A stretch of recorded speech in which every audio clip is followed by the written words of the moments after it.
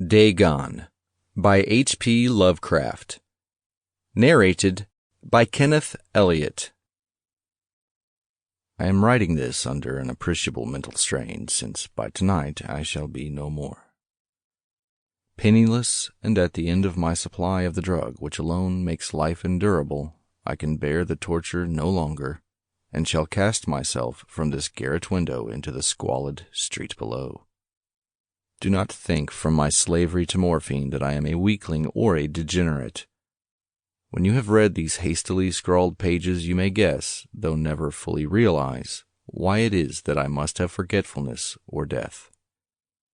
It was one of the most open and least frequented parts of the broad Pacific that the packet of which I was supercargo fell a victim to the German sea raider.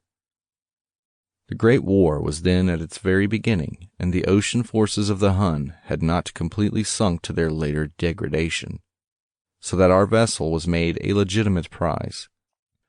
Whilst we of her crew were treated with all the fairness and consideration due us as naval prisoners, so liberal indeed was the discipline of our captors, that 5 days after we were taken, I managed to escape alone in a small boat with water and provisions for a good length of time. When I finally found myself adrift and free, I had but little idea of my surroundings. Never a competent navigator, I could only guess vaguely by the sun and stars that I was somewhat south of the equator. Of the longitude, I knew nothing, and no island or coastline was in sight. The weather kept fair, and for uncounted days I drifted aimlessly beneath the scorching sun, waiting either for some passing ship or to be cast on the shores of some habitable land.